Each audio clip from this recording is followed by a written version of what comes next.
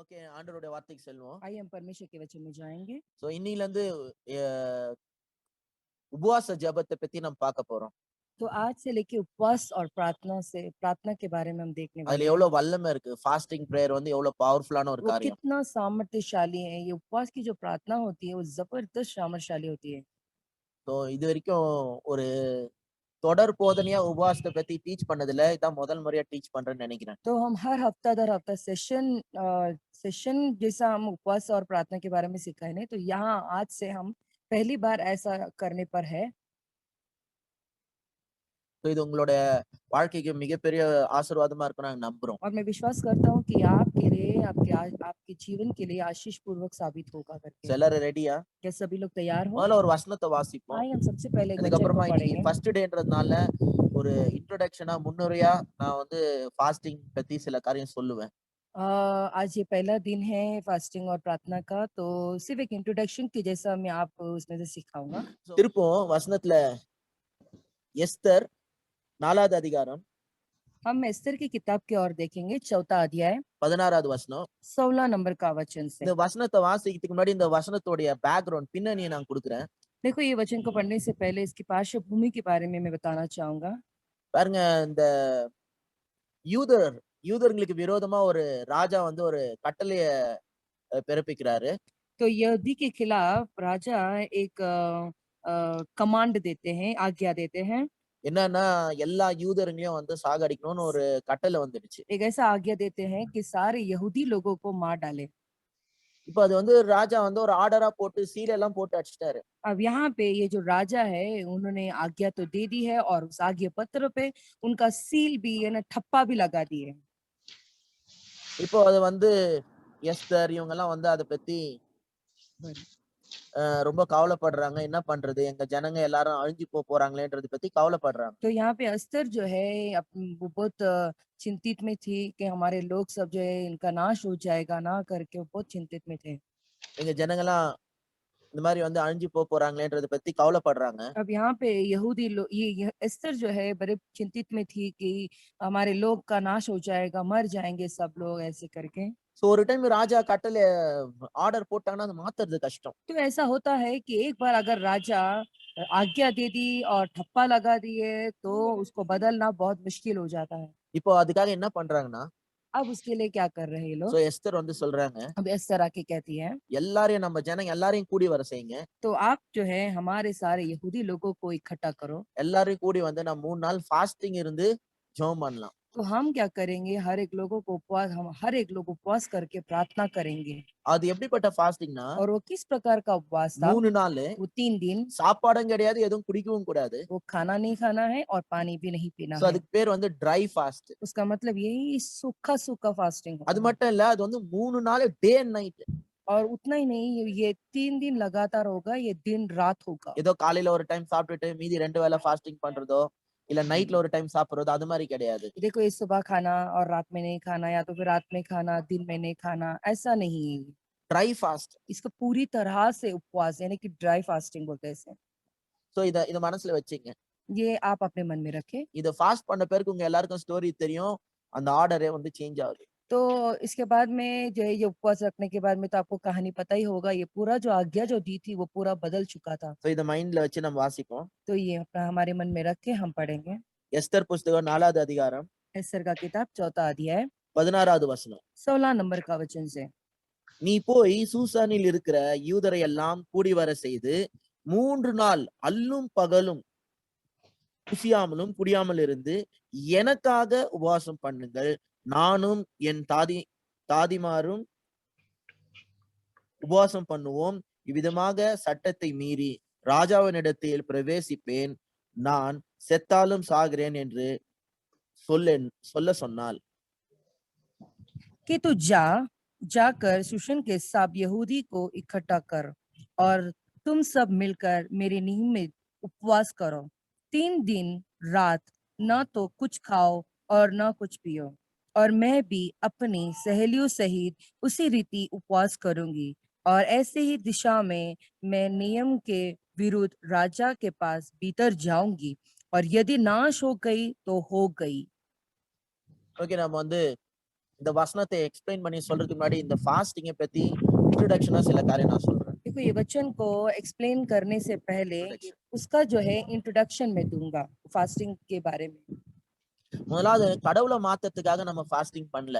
सबसे पहले जो है परमेश्वर को बदलने के लिए हम उपवास नहीं करते। அந்த மாதிரி மைண்ட் செட் யாராவது இருந்துச்சுன்னா அதை எடுத்து போட்டுறணும். अगर ऐसा किसी के मन में है तो वो सोच जो है अपने मन से निकाल दे। Fasting does not change god. देखो जो उपवास होता है ये परमेश्वर को नहीं बदलता है। எப்படியாவது உபவாசம் பண்ணி கடவுள் கிட்ட இருந்து வாங்கிடுவேன் அப்படின்னு கடவுளை மாத்தணும்ன்ற எண்ணத்துல யாரும் ஃபாஸ்டிங் பண்ணாதீங்க. कैसे அப்படி तो பண்ணக்கூடாது.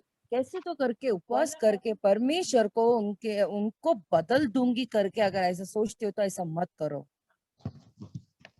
அவர் சொல்றாரு நான் கர்த்தர் நான் மாறுவதில்லை அப்படின்னு சொல்லியிருக்காரு. वो कह रहे हैं कि देखो मैं परमेश्वर हूँ, मैं कभी नहीं बदलता। I am a God who change not. मैं परमेश्वर हूँ जो कभी नहीं बदलता। அவர் நேற்றும் இன்றும் என்றும் மாறாத தேவன். कल और आज हमेशा जो है कभी भी नहीं बदलते वो। உங்க சாப்பாடு இல்லாம இருக்கு பட்னியா இருக்கதெல்லாம் அவரை மாத்திட முடியாது. देखो आप खाना नहीं खाओगे, आप भूखे रहने से कुछ नहीं बदल அவரை सकता மாத்தவும் தேவையில்லை. और उन्हें बदलने की भी जरूरत नहीं है அவர் ஏற்கனவே பெர்ஃபெக்ட்டா இருக்காரு.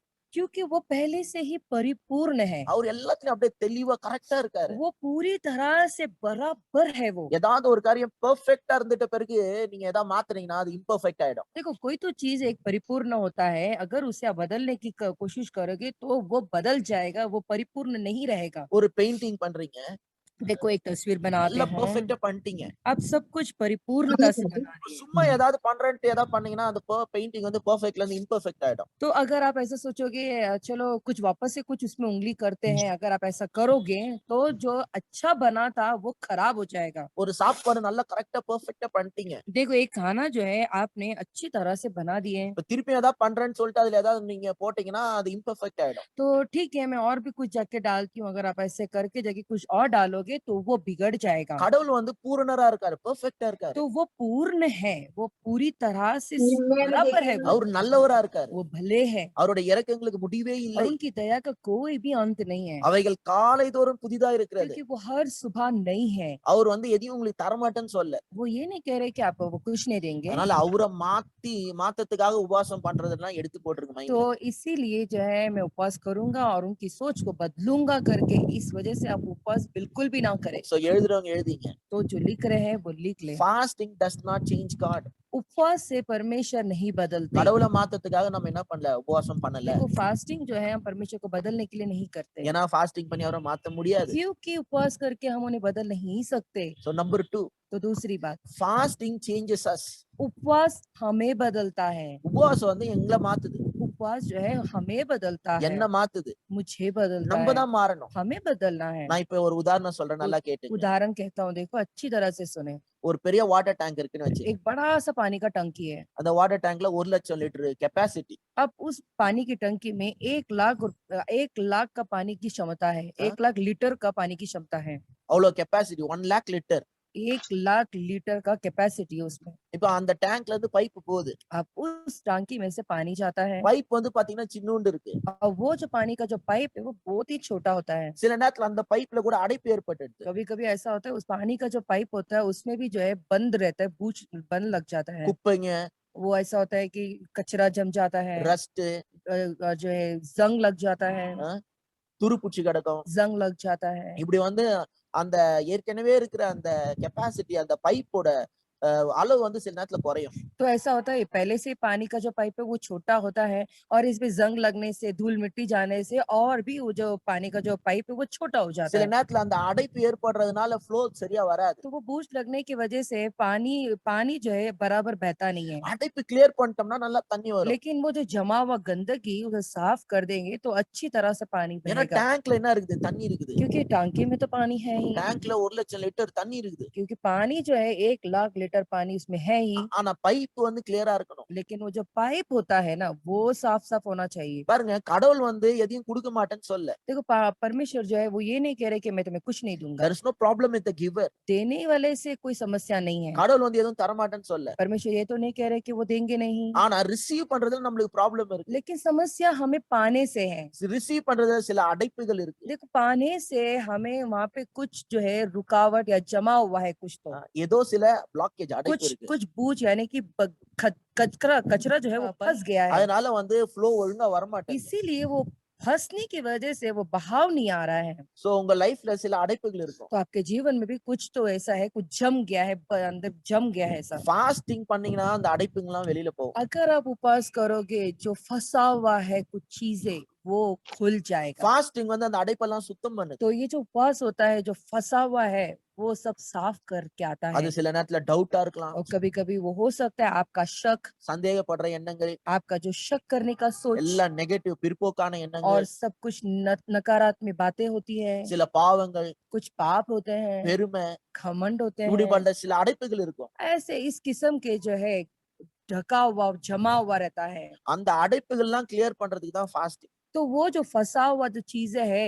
उसे क्लीन करना ही जो है उपवास है। இந்த அடைப்பு கிளியர் ஆயிடுச்சுனாலே நீங்க எதிர்பார்க்கிற சுகம், எதிர்பார்க்கிற பணம், எதிர்பார்க்கிற அற்புதம் உங்களுக்கு நடக்கும். ये जो जमा हुआ है ये साफ हो जाएगा ना, उसके बाद में जो आप अपेक्षा कर रहे हैं ना, जो चंगाई होता है, जो पैसा होता है, वो सब आएगा।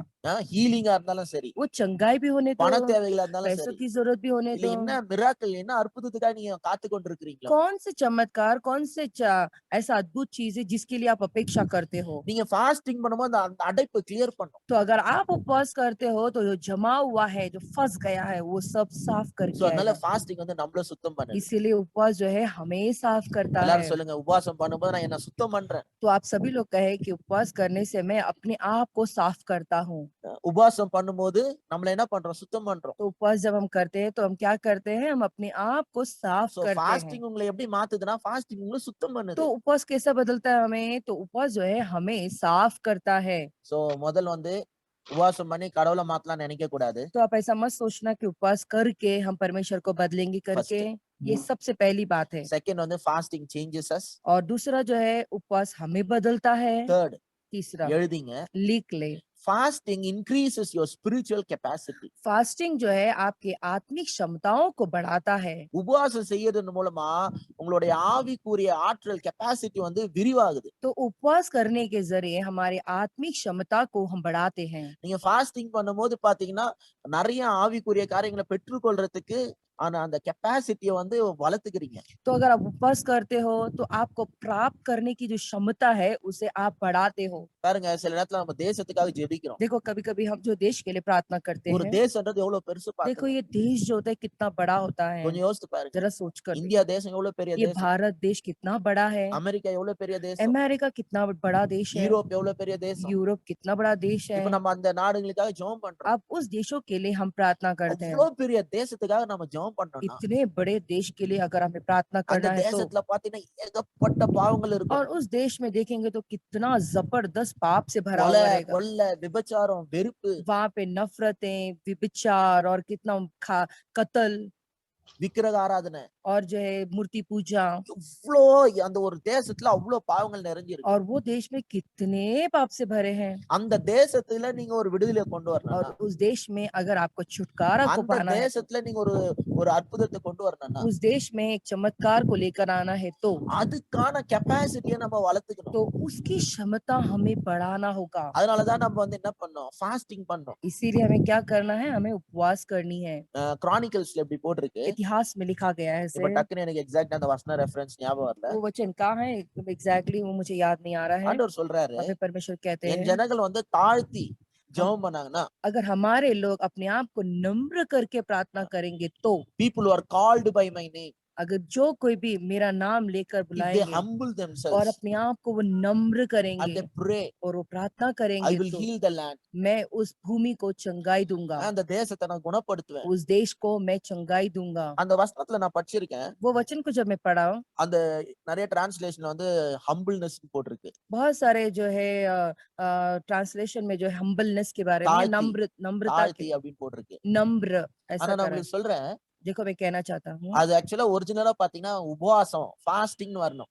देखो वहां पे जो नम्र है उस जगह में उपवास करके आना चाहिए ஏன்னா था। பைபிள்ல क्योंकि बाइबल में பாருங்க, பைபிள்ல ஒவ்வொரு டெஃபினேஷன், பைபிள் கொடுக்கிற டெஃபினேஷனும் உலகத்துல இருக்க டெஃபினேஷனும் வேற. देखो ये बाइबल में जो डेफिनेशन देता है या वो और संसार में जो डेफिनेशन देता है वो बहुत ही अलग होता है। பைபிள் பிரகாரம் बाइबल के हिसाब से தாழ்மையும் ஃபாஸ்டிங்கும் ரெண்டும் ஒண்ணு. देखो, बाइबल के अनुसार नम्रता और उपवास दोनों भी एक है। உங்களை நீங்க தாழ்த்தணும்னா நீங்க உபவாசிக்கணும். अगर अपने आप को नम्र करना है तो आपको उपवास करना होगा। ஆண்டவரே அடியேனுக்கு தாழ்மை தாங்க ஆண்டவரே அப்படின்றதுனால தாழ்மைலாம் வராது. देखो परमेश्वर, आप ऐसा कहोगे परमेश्वर मुझे नम्र दो करके अगर आप पूछोगे तो आपको नम्र नहीं मिलेगा। சும்மா வந்து ஆண்டவரே எனக்கு தாழ்மை தாங்க தாழ்மை தாங்கன்னு ஜெபம் பண்றதுனால தாழ்மை வராது. देखो उदाहरण के लिए परमेश्वर मुझे नम्रता दो ऐसे बोलेंगे तो आपको नम्र नहीं मिलेगा। நீங்க உபவாசம் பண்ணீங்கன்னா தாழ்மை வரும். देखो अगर आप उपवास रखते हो तो आपको नम्र मिलेगा। நீங்க உபவாசம் பண்ணும்போது நீங்க தாழ்த்துறீங்க. देखो अगर आप उपवास करते हो ना तो अपने आप को आप जो है नम्र करते हो। உங்களுக்கு தாழ்மை வேணுமா உபவாசம் பண்ணுங்க. आपको नम्रता चाहिए तो आप उपवास करें। தாவீது சொல்றாரு, दावीद कहते हैं I humbled myself in fasting. देखो मैं अपने आप को उपवास के जरिए नम्र किया। நான் உபவாசத்தினால என்ன பண்ணேன் தாழ்த்தினேன்னு मैं தாவீது சொல்றாரு. उपवास के जरिए मैं नम्र किया ऐसे दाऊद कहते हैं। அதனால உங்களை நீங்க தாழ்த்தணுமா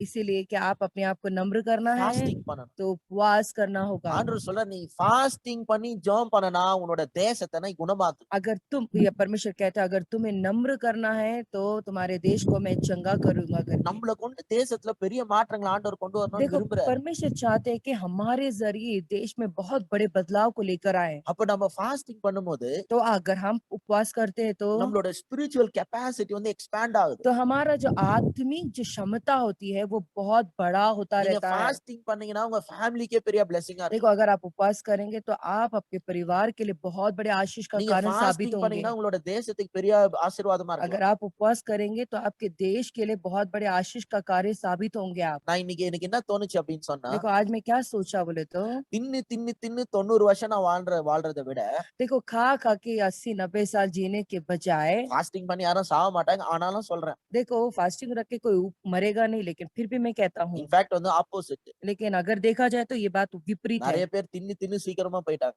बहुत सारे लोग खा खा के जल्दी मर गए। நிறைய பேர் தின்னு தின்னு வியாதி ஆயிட்டாங்க. खा खा के बहुत सारे लोग मर गए, बीमार हो சோ गए। ஒருவேளை தின்னு ஃபாஸ்டிங்கா இருந்து ஒருவேளை சீக்கிரம் செத்து போயிடுவாங்கன்னா கூட अगर खाकर बहुत मतलब कुछ लोग जल्दी उम्र से पहले मर गए तो भी நான் சொல்றேன் मैं कहना चाहता நல்லா हूँ ஃபாஸ்டிங் பண்ணி अच्छा उपवास करके தேசத்துக்கு ஆசீர்வாதமா இருந்து கம்மி வயசுல செத்தா கூட பரவாயில்ல. देश के लिए आशीष का कार्य साबित होके फिर अगर आप कम उम्र में भी मरेंगे तो भी बहुत अच्छी बात ही நான் है। தின்ட்டு தின்ட்டு தண்டமா நான் வீட்டுல உக்காந்துன்னு இருக்கிறத விட खा खा के फालतू घर में बैठने के बजाय நான் ஃபாஸ்டிங் பண்ணி என்னோட தேசத்துக்கும் என் குடும்பத்துக்கும் நான் பெரிய ஆசீர்வாதமா தானே அது பரவாயில்லன்ற. मैं उपवास करके इस देश के लिए आशीष का कार्य साबित होगा तो भी बहुत अच्छी बात है, इसमें कोई गलत नहीं है। நான் சொல்றது உங்களுக்கு புரியுதா? आपको समझ में आ रहा हम क्या कह रहे हैं? ஃபாஸ்டிங் இன்க்ரீசஸ் யுவர் ஸ்பிரிச்சுவல் ये जो கெப்பாசிட்டி. उपवास होता है ना आपकी जो है आत्मिक क्षमताओं को बढ़ाता है।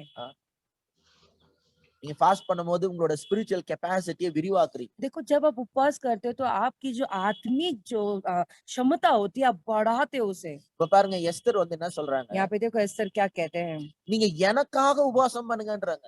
वो ये कह रही है कि तुम मेरे लिए उपवास करो। ஏன்னா எஸ்தர் வந்து அந்த தேசத்துல ஒரு பெரிய விடுதலை கொண்டு வரப்போற ஒரு பைப்பா பயன்பட போறாங்க. तो अभी एस्तर जो है उस देश को एक छुटकारा को लेने के लिए लाने के लिए जो है एक पाइप के जैसे उनका इस्तेमाल होने वाला இப்ப है। இந்த பைப்ல என்ன இருக்க கூடாது, அடைப்பு இருக்க तो கூடாது. यहाँ पे इस पाइप में जो है कुछ भी कचरा फंसता नहीं है, அதனால कुछ எஸ்தர் சொல்றாங்க, फंसना नहीं चाहिए। அதனால எஸ்தர் சொல்றாங்க எனக்காக உபவாசம் பண்ணுங்க. तो इसलिए एस्तर कह रही है तुम मेरे लिए उपवास करो। உங்களை மட்டும் பண்ண சொல்லிட்டு நான் தின்னு இருக்க மாட்டேன், நானும் உபவாசம் பண்றேன். तुम्हें उपवास रखे, मैं यहाँ बैठे बैठे खाऊंगी नहीं, लेकिन मैं भी उपवास रखूंगी। யார் உபவாசம் பண்றாங்களோ இல்லையா நான் எஸ்தர் பண்றதுக்கு ரெடி ஆயிட்டாங்க. देखो कोई उपवास कर रहा है या नहीं कर रहा है, यहाँ पे एस्तर तैयार हो चुकी थी मेरे लिए, मतलब खुद के लिए उपवास रखने இப்ப की। எஸ்தர் ஃபாஸ்டிங் பண்றதுனால अभी यहाँ पे एस्तर उपवास रखने की वजह से அந்த பைப் சுத்தமாக तो போகுது. यहाँ पे जो पाइप जो रुकावट था वो साफ होने वाला है। அது மட்டும் இல்ல அந்த பைப் வந்து விரிவாக போகுது. और उतना ही नहीं, वो जो पाइप जो है वो और फैलने वाला இப்ப है। எஸ்தர் வந்து அவங்க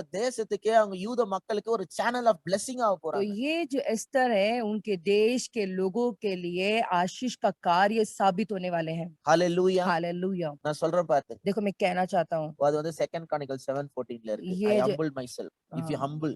ये दूसरा इतिहास में लिखा गया है, मैं अपने आप को नम्र करता हूँ। 2 நாளாகமம் 7:14ல. दूसरा इतिहास 7:14 में। சோ நல்லா கேட்டுங்க. तो अच्छी तरह से சோ सुने। எஸ்தர் வந்து எனக்காக உபவாசம் பண்ணுங்கன்றாங்க. तो यहाँ पे एस्तर जो है ये कह रही है कि तुम मेरे लिए उपवास रखो। ஏன்? क्यों? அவங்களோட ஸ்பிரிச்சுவல் கெப்பாசிட்டி வந்து கிளென்ஸ் ஆகணும், क्योंकि उनका जो जो आत्मिक क्षमता है वो சுத்தமாகணும்.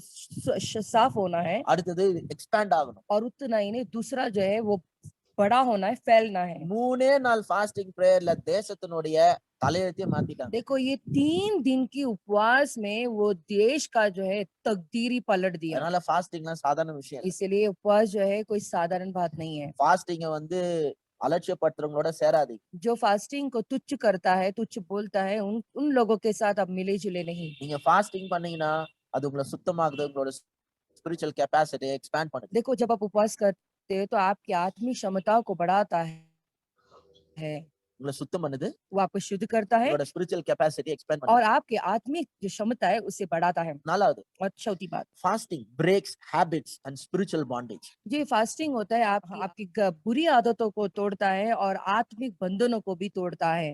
பாருங்க, நீங்க ஃபாஸ்டிங் பண்ணும்போது देखो जब आप फास्ट रखते हो, சில கெட்ட பழக்கத்துல இருந்து விடுதலை ஆக முடியும். कुछ बुरी बुरी आदतें हैं, उससे आप छुटकारा पाओगे। நான் உங்களுக்கு ஒன்னு சொல்லட்டுமா? देखो मैं एक बात बताऊं आपको, இந்த பிளஷர் ட்ராப்னு ஒன்னு இருக்கு. एक प्लेजर ट्रैप एक है, பிளஷர் ட்ராப் அப்படின்னா இன்பம், பிளஷர்னா இன்பம். एक प्लेजर ट्रैप बोलते हैं उसको। இன்பத்துல போய் மாட்டிக்கிறோம் நம்ம. तो उस चाहत में हम फंस जाते हैं। சோ எப்படி நான் உங்களுக்கு சொல்றேன் பாருங்க. अब वो कैसा है मैं बताता हूँ। நல்லா சாப்பிடுறோமா, एक सुख बोलते हैं ना कहीं, तो एक प्लेजर சோ मिलता அந்த है। இந்த நாக்குக்கு ஒரு இன்பம் கிடைக்குது. देखो जब हम अच्छा खाते हैं ना तो हमारे जो जुबान होती है उसमें एक बड़ा ही मजा आता தப்பு है। இல்ல.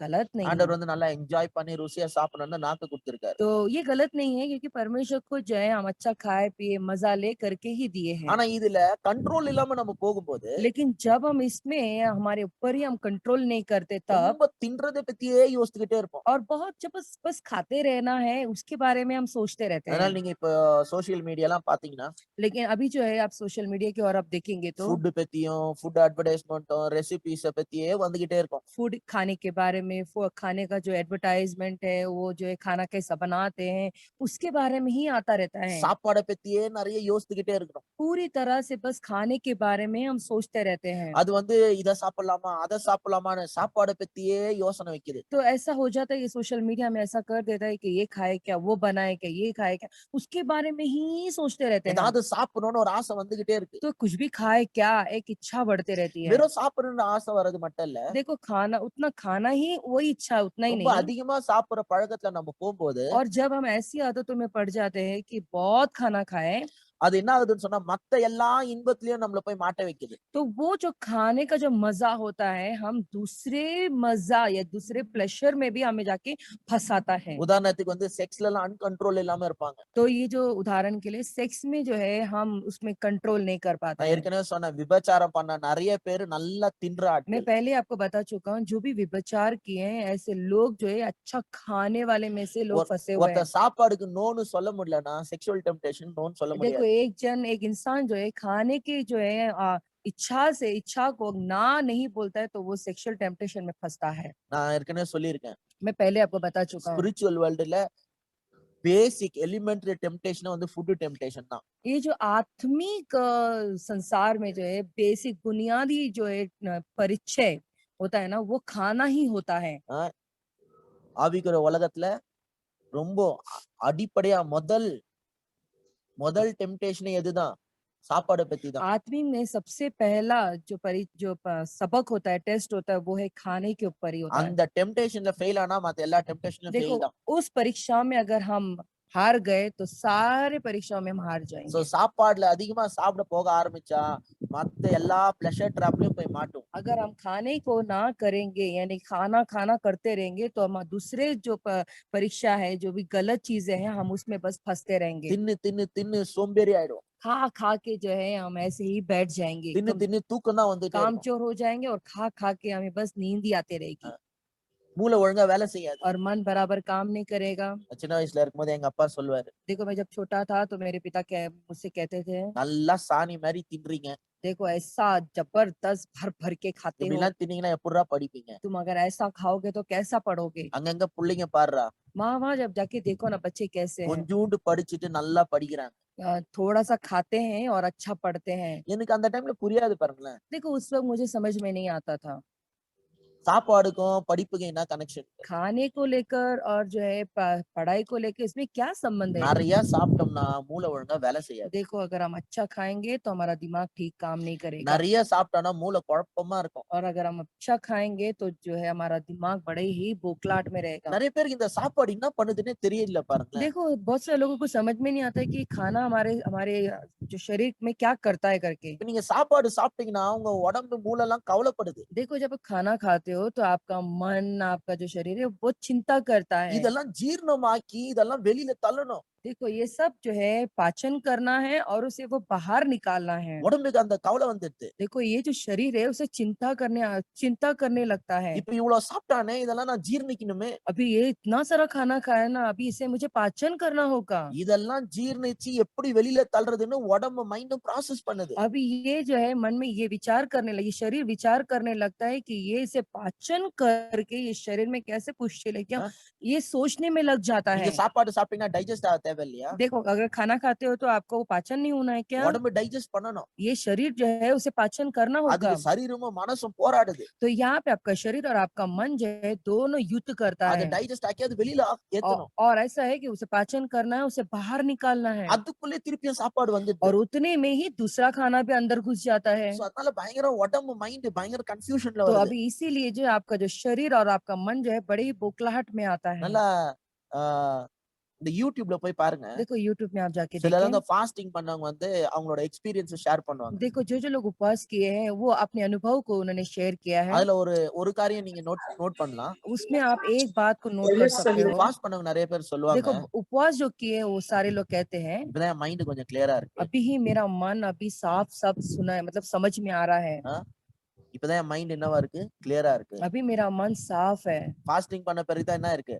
குழப்பம்லாம் நீங்கி கொஞ்சம் கிளியரா இருக்குன்றாங்க. अभी वो जब उपवास किया उसके बाद में जो बोखलाहट थी वो सब निकल के अभी थोड़ा मतलब अभी संयम मन हुआ है। ஃபாஸ்டிங் பண்ணும்போது மைண்ட்ல ஒரு தெளிவு வருது, ஒரு குழப்பம்லாம் நீங்கி ஒரு கிளாரிட்டி வருது. तो जब उपवास करते हो आपका जो शरीर पाचन भी करता है आपके मन में जो विचार करने की क्षमता है उसे साफ साफ अच्छा समझ में आता है क्या करना है। ஃபாஸ்டிங்ல இருக்கும்போது உடம்பு ஹீலிங் ப்ராசஸ் பயங்கரமா तो जब இருக்கு. उपवास करते हो तो आपका जो शरीर का जो चंगाई की क्षमता है वो जबरदस्त हो जाती है। யாராவது सिக்கா இருந்தாங்கன்னா अगर कोई भी बीमार हो तो நார்மலான ஃபீவர், கோல்டு இது மாதிரி காரியத்தை சொல்றேன். देखो जो बुखार होता है सर्दी जुकाम होती है ना उनके लिए कह रहा हूँ। சாப்பிடாம அமைதியா படுத்துட்டு இருந்தாங்கனாலே குணமாயிடும்.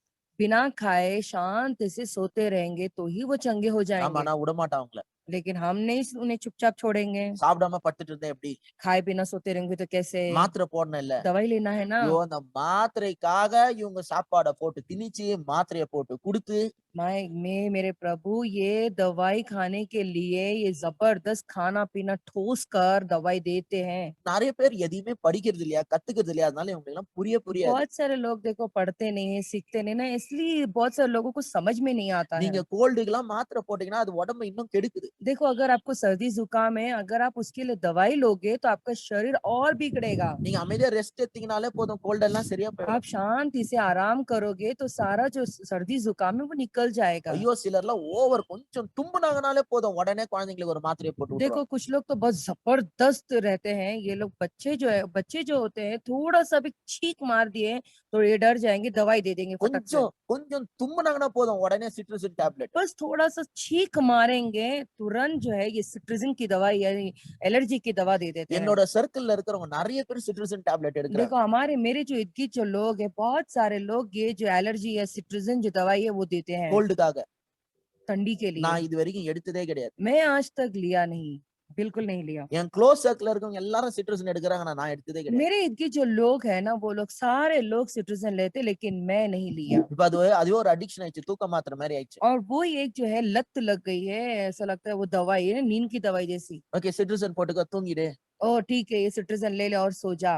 अच्छा ध्यान से सुने। நான் சாப்பிடாம வந்து படுத்துட்டு இருந்தாலே கரெக்டா இருக்கும். देखो ये जो सर्दी जुकाम होता है बुखार होता है बिना खाए अगर आप ऐसे लेटे पड़े रहोगे तो अच्छा हो जाएगा। நீங்க வேணா போய் படிச்சு பாருங்க. जाओ आप जाके पढ़कर देखें। ஃபாஸ்டிங்னால उपवास करने கேன்சர் से கியூர் ஆயிருக்கு, कैंसर चंगा हो चुका டிபி है। கியூர் ஆயிருக்கு, टीबी क्यूर चंगा हो चुका है। ஆஸ்துமா கியூர் ஆயிருக்கு. आस्थमा भी चंगा हो चुका है ஃபாஸ்டிங்னால उपवास करने की वजह से। நான் ஏற்கனவே சொன்னேன். देखो मैं पहले आपको बताया, ஒரு பையன் एक लड़का, அவனுக்கு கேன்சர்ன்னு சொல்லிட்டாங்க. उसको डॉक्टर ने कह दिया कि तुझे कर्क रोग है। அதுவும் கவனிக்காத விட்டான் லாஸ்ட் ஸ்டேஜ்ன்ட்டாங்க. और जो है वो अपने आप का ख्याल नहीं रखा और इस वजह से डॉक्टर ने कह दिया ये आखिरी समय है, ஆனா அவன் आखिरी போயிட்டு அத स्टेज है பத்தி ये। படிச்சான். लेकिन फिर भी ये लड़का गया और उसके बारे में पढ़ने लगा।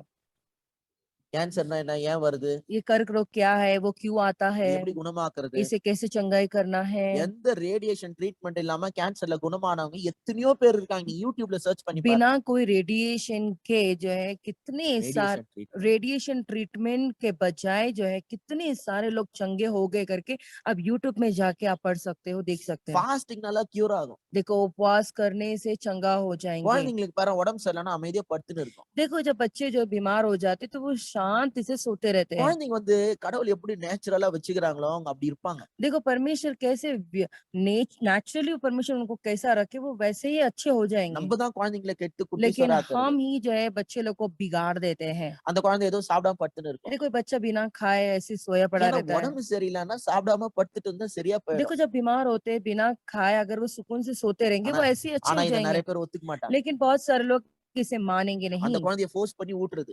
वो जो बच्चे को जबरदस्ती करके खिलाएंगे। சாப்பிடலன்னா அப்படியே வீக் ஆயிடுவேன். अरे तू खाएगा नहीं तो कमजोर हो जाएगा, சாப்பிடலன்னா எப்படி நல்லா ஆவ? और तू खाएगा नहीं तो कैसा अच्छा நீங்க होगा। சாப்பிடாம இருக்கும்போது உங்க உடம்பே ஹீலிங்ல பயங்கரமா வேலை செய்யும். देखो जब तुम खाए बिना रहेंगे तो आपका जो शरीर है वो जबरदस्त कार्य करेगा और चंगा कर देगा। குழந்தை அப்படியே படுத்துக்கினே இருக்கணும்னு பாக்கும். देखो बच्चे जो होते हैं ऐसे ही शांति से सोते रह करके சாப்பிடாம देखेंगे, தூங்கணும்னு பாக்கும். वो ये देखेंगे कि बिना खाए मैं बस सो அதை जाऊं। எழுப்பி சோறு ஊட்டுறது. उसे जगाते हैं और खाना खिलाते हैं, ஃபோர்ஸ் பண்றது. दबाव देते हैं। ஆனா நீங்க அப்படியே விட்டீங்கன்னா लेकिन अगर आप उसे ऐसे ही छोड़ அது दोगे அமைதியா படுத்துட்டு இருந்து वो ऐसे ही सुकून से உடம்பு सोकर ஹீல் ஆகி चंगा होकर அதுவே ஏஞ்சி உக்காந்து எனக்கு பசிக்குதுன்னு கேக்கும். फिर वो खुद ही उठकर बैठ जाएंगे और ये कहेंगे कि हमें भूख लगी खाना दो। நம்ம எங்க நம்ம பிள்ளைங்களை பசிக்குதுன்னு கேட்க விடுறோம். हम क्या, हम तो छोड़ते ही नहीं बच्चे वो हमसे आके मांगे करके। நம்ம பிள்ளைங்களுக்கு எல்லாம் பசினாலே என்னன்னு தெரியாது. ஆனா சும்மாவே பசிக்குதுன்னு சொல்லும். हमारे बच्चे भूख क्या है करके भी नहीं जानते, वो ऐसे ही आते हैं हमको भूख लगी है டைம் करके டு டைம் बोलते हैं। சாப்பிட்டுனே இருக்குது. அப்புறம் எங்க இருந்து பசி எடுக்கும்? समय समय पे खाते रहेंगे तो उनको पता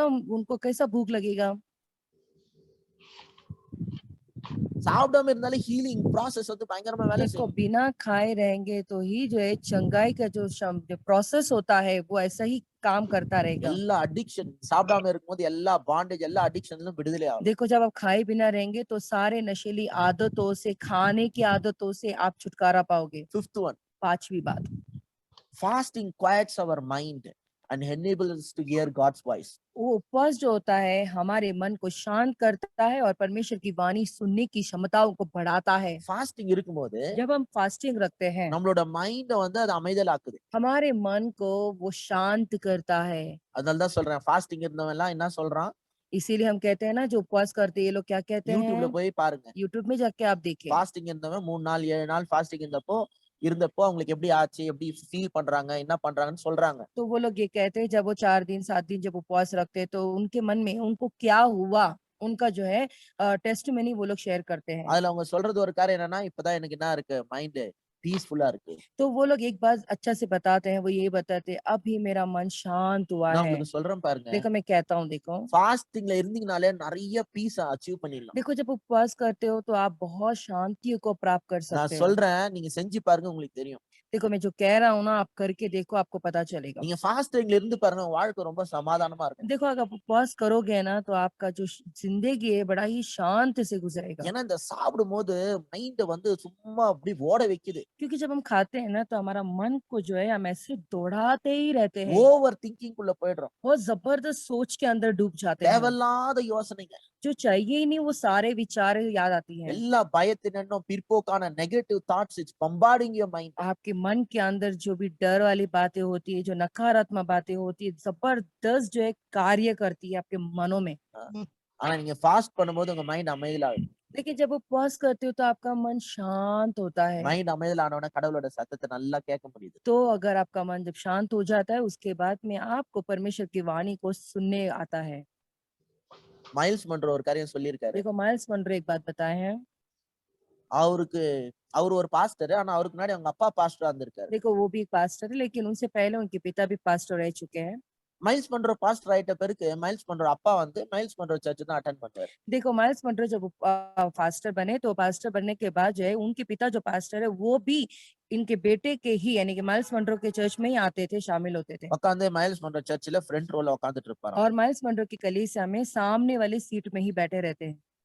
இப்போ மைல்ஸ் மன்றோ டீச்சிங் எல்லாம் நோட்ஸ் எடுப்பாராம். तो ये माइल्स मंटो का जो जो टीचिंग होता है वो सब लिखते थे ஆச்சரியமா பாப்பாராம். और बड़े ही आश्चर्य रूप से माइल्स मंटो की ओर वो देखते हैं। எங்கந்திரா இதெல்லாம் இவன் கத்துக்கின்னு வரான். ये कहाँ से तो सीख कर आ रहा ஒரு है। நாள் மைல்ஸ் மன்றோ பார்த்து கேட்டாராம். फिर एक दिन माइल्स मंटो से इनके पिता पूछ रहे हैं, சன் இதெல்லாம் நீ எங்க கத்துக்கின? बेटा तू ये सब कहाँ से सीखा? ஏன்னா நம்ம போயிட்டு இருந்த சர்ச்ல நம்ம சொல்லி கொடுத்த சர்ச்ல இதெல்லாம் எதுவும் சொல்லி கொடுக்கல. क्योंकि जो जिस तरीके से जो कलीसिया गया है, जिस तरीके से हमने सीखा, ये सब हम कभी सीखे ही नहीं, बोले ही नहीं। உலகத்துல இருக்கிற நிறைய பிரீச்சர்ஸ் கேட்டிருக்கேன், அவனுங்களும் இதெல்லாம் சொல்லல. संसार के कितने सारे प्रचारक को सुना, लेकिन ये सब लोग जो है बताए नहीं, बोले नहीं। உனக்கு மட்டும் எப்படி இதெல்லாம் தெரியுது? लेकिन तुझे ये सब कैसा पता चला? சொன்னா டாடி நான் நிறைய காரியம் ஃபாஸ்டிங் மூலமா தான் கத்துக்கினேன். तो उन्होंने कहा कि डैडी बहुत सारे बातें जो है मैं उपवास के जरिए ही सीखा। நீங்க கடவுள்கிட்ட இருந்து நல்லா கத்துக்கணும்னா ஃபாஸ்டிங் இருக்க முதல்ல கத்துக்கணும். देखो अगर आपको परमेश्वर से बहुत सारी बातें आपको मिलनी है तो आपको उपवास करना सीखना होगा। நான் சொல்றது உங்களுக்கு புரியுதா? आपको समझ में आ रहा है हम क्या कह रहे நீங்க हैं? கடவுள்கிட்ட நிறைய கத்துக்கணும்னா முதல்ல ஃபாஸ்டிங் இருக்க கத்துக்கணும். देखो परमेश्वर से अगर आपको बहुत सारी बातें सीखना है तो परमेश्वर के पास उपवास करना सीखना है। சும்மா நம்மள தின்றதுக்கு என்கரேஜ் பண்ணிக்கிட்டே இருக்கிற ஆட்கள் கிட்ட தூர போங்க. देखो आपको जो प्रोत्साहित करता है ना खाने के लिए, तो वो सारे लोगों से आप दूर भागो। எனக்கு அந்த மாதிரி சில ஆட்கள் இருக்காங்க. देखो ऐसे लोग भी मेरे साथ है, ஃபோர்ஸ் பண்ணுவாங்க என்ன சாப்பிடுறதுக்கு. मुझे वो लोग दबाव देते हैं खाने के நீ लिए। சாப்பிடணும் சாப்பிட உன்னை யார் வேணாம். देखो तुम्हें खाना तो खाओ ना, कौन नहीं बोला खाने के लिए என் आपको? வீட்லயே என்ன சாப்பிட சொல்லி ஃபோர்ஸ் பண்ணுவாங்க. मेरे घर में ही बैठे बैठे वो कहेंगे ஆனா तुम என் வீட்ல खाओ வெக்கமா खाओ। பட போறேன். क्या मेरे घर में मैं शर्म करूंगा? வேணும்னா புடிச்சா நல்லா எடுத்து போட்டு சாப்பிட போறேன். अगर मुझे चाहिए, मुझे पसंद है तो दबा के मैं लेके खाऊंगा। எங்க டாடி சாப்பிடு சாப்பிடு சாப்பிடாம எப்படியே இருக்காத. मेरे डैडी भी जो है मुझे बोलेंगे खाओ खाओ, तुम खाए बिना कैसे रहोगे? எங்க டாடி கிட்ட காலையில மதியானம் ராத்திரி 3 டைம் போன்ல பேசுவேன். देखो मेरे पिता को सुबह, दोपहर को और शाम को ये 3 दफा मैं फोन करके बात करता हूँ। டாடி காலைல கேட்பாரு சாப்பிட்டியாப்பா? मेरे डैडी सुबह फोन करके पूछेंगे भाई तू खाया क्या खाना? மோஸ்ட் ஆஃப் த டைம் நான் பிரேக்ஃபாஸ்ட் சாப்பிடுவேன். ज्यादातर समय में मैं ब्रेकफास्ट खाता हूँ। நான் தனியா இருந்தேன்னா அதுக்கப்புறம் லஞ்ச் டின்னர் சாப்பிட மாட்டேன். अगर मैं अकेला रहता हूँ तो फिर लंच और डिनर में नहीं खाता हूँ। ஒருவேளை நான் லஞ்ச் சாப்பிட்டேன்னா திருப்பி நைட் சாப்பிட மாட்டேன். अगर मैं लंच खाता हूँ तो दोबारा रात को मैं नहीं खाना खाता हूँ। சோ சில டைம்ல சிலர் சாப்பிடுன்னு சொல்லுவாங்க, அவங்க கூட உட்கார்ந்து சாப்பிடுவேன், லைட்டா சாப்பிட்டுக்குவேன். देखो कभी कभी कुछ लोग जो मेरे साथ होते हैं वो लोग कहेंगे खाना खाने के लिए, तो मैं उनके साथ में हल्का फुल्का खा लेता हूँ। முக்காவாசி டைம் நான் வந்து நைட்ல சாப்பிடுறது அவாய்ட் பண்ணுவேன். लेकिन ज्यादातर समय रात में खाने में जो है नकारता हूँ, इनकार करता हूँ। டாடி கேப்பா நைட் சாப்பிட்டியாப்பா? मेरे डैडी मुझे फोन करके पूछते हैं कि भाई तुम रात का खाना खाए क्या? இல்ல டாடி. मैं कहता हूँ नहीं ஏன்பா எல்லாம் डैडी। லேட் ஆயிடுச்சேன்னு. तो बोले क्यों नहीं खाए, इतना लेट हो गया है? இல்ல டாடி நான் சாப்பிட மாட்டேன். नहीं डैडी मुझे नहीं खाना खाना। பா சாப்பிடாம இருந்து உடம்பை கெடுத்துக்காத. वो कहेंगे खाना खाए बिना बिना जो है आपका शरीर को खराब मत कर दो। ஜோக் என்ன, நான் எல்லாம் சாப்பிட்டு சாப்பிட்டு தான் உடம்பை கெடுத்துக்கிறேன். मजाक की बात तो ये है कि सब लोग जो है खा के अपने शरीर को बिगाड़ रहे हैं। பிபி வந்து சாப்பிட்டதுனால வந்துச்சா சாப்பிடாதனால ये வந்துச்சா? जो बीपी है वो खाने की वजह से हुआ है या खाना ना खाने की वजह से हुआ है बताओ? டயபிட்டிஸ் வந்து சாப்பிட்டதுனால வந்துச்சா சாப்பிடாதனால ये வந்துச்சா? जो डायबिटीज है खाने की वजह से हुआ है या खाना ना खाने की वजह से हुआ है? ஹார்ட் அட்டாக் சாப்பிட்டதுனால வந்துச்சா சாப்பிடாதனால வந்துச்சா? अभी हार्ट अटैक जो है खाना ना खाने की वजह से हुआ है या खाना खाने की वजह से हुआ है? சாப்பிட்டுலாம் எவனும் சிக்கா வந்தெல்லாம் கிடையாது. देखो खाना वाना खा के जो है बहुत सारे लोग बीमार हुए करके नहीं है। சாப்பிட்டு வீக் ஆனவன் தான் ஜாஸ்தி. देखो बिना खाए बीमार सब नहीं हुए, लेकिन जब खाना खाते हैं खाने के बाद ही बहुत सारे लोग बीमार हुए हैं। ரொம்ப சாப்பிட்டா என்ன ஆவாங்க? बहुत खाएंगे तो क्या होगा? பெரிய பாடி பில்டர் மாதிரி ஸ்ட்ராங் ஆயிடுவாங்களா? वो जबरदस्त जो है मस्त हष्ट पुष्ट बॉडी बिल्डर की तरह हो जाएंगे। ரொம்ப சாப்பிட்டா அப்படியே ஊதி போய் நடக்க முடியாம போக வேண்டியதுதான். देखो अगर बहुत खाएंगे तो फूल जाएंगे और बिना चले ही नहीं पाएंगे, वैसे हो जाएंगे। உட்காரவும் முடியாது, உட்கார்ந்தா ஏஞ்சிக்க முடியாது. देखो वो बैठ नहीं पाएंगे, अगर बैठेंगे तो उठ नहीं पाएंगे। இதுதான் ரொம்ப சாப்பிடுறதுனுடைய சைடு எஃபெக்ட். तो यही ज्यादा खाने का साइड इफेक्ट है। தயவு செய்து யாரையும் ஃபோர்ஸ் பண்ணாதீங்க. इसलिए मेहरबानी करें कि किसी को आप फोर्स ना करें। மனைவியை நேசிக்கிறவங்க மனைவியை சாப்பிடு சாப்பிடுன்னு யாரும் ஃபோர்ஸ் பண்ண जो மாட்டாங்க. पत्नी को प्रेम करते हैं वो पति जो है बीवी को दबाव नहीं देंगे खाओ நீங்க खाओ நம்பினா करके। நம்புங்க, நம்பா கட்டி போங்க. आप भरोसा मेरे पर विश्वास करें या ना करें। இது சொல்றதுனால உங்களுக்கு என் மேல எரிச்சல் வந்தாலும் பிரச்சனை இல்ல. मैं ये जो कह रहा हूँ आपको अगर गुस्सा आ रहा है मेरे पर तो भी कोई बात नहीं எங்க है। டாடி எங்க மம்மியை ஃபோர்ஸ் பண்ணிட்டே இருப்பாரு. मेरे पिता जो है मेरी माता को जबरदस्त दबाव करते रहते ஏ हैं। சாப்பிட்டுட்டு சாப்பிடாம இந்த வீக் ஆயிட போறேன். ए खाना खा रहे, खाना खाए बिना तो बहुत कमजोर हो जाएगी ஆனா நான் ऐसे। எங்க மம்மியை சொல்லுவேன் சாப்பிடாதீங்க மம்மி. लेकिन मैं अपने माँ को कहता हूँ माँ तुम खाना ना खाओ, என் கூட நிறைய டைம் ஸ்டே பண்ணுவாங்க. क्योंकि वो मेरे साथ ज्यादा समय बिताते हैं அப்ப ना, நான் சொல்லுவேன் வேணாம் சாப்பிடாதீங்க. तो मैं उनसे कहता हूँ नहीं तुम मत खाना खाओ, ஆனா எங்க டாடி திட்டுவாரு சாப்பிடு. लेकिन मेरे पिता डांटते हैं नहीं तू खाना खा। உண்மையா அக்கறை இருந்துச்சுன்னா சாப்பிடுன்னு नहीं, சொல்லாதீங்க. सच में तुम अगर उनकी चिंता करते हो तो उन्हें कहो कि बस मत खाओ। நான் என் ஒய்ஃப ரொம்ப நேசிக்கிறேன். देखो मैं अपनी पत्नी को बहुत चाहता அதனால हूँ, சொல்றேன் தயவு செய்து சாப்பிடாத. तो मैं उनसे उसे कहता हूँ कि नहीं तुम मत मेहरबानी करके खाना ना खा। நீ சாப்பிடாம இருக்கிறதுனால இப்ப எப்படி பாக்கறதுக்கு யங்கா தெரியற. देखो तुम खाना खाए बिना ऐसा लगते हो ना, यंग जैसा दिखते हो ना। நல்லா சாப்பிட்டேன்னா அவ்வளவுதான் பெரிய பொம்பளை மாதிரி தெரியும். देखो तुम जबरदस्त दबा-दबा के खाओगे तो ऐसे बहुत उम्र वाली औरत जैसा दिखने लगोगी, இன்னும் வெயிட் எல்லாம் ஏறிடும் பயங்கரமா. और उसके बाद में जो है शरीर भी वजन भी बढ़ जाएगा। அப்புறம் ஆட்டோல உட்கார்ந்து இடம் பத்தாது. फिर ऑटो में बैठेंगे तो जगह बस नहीं होगा।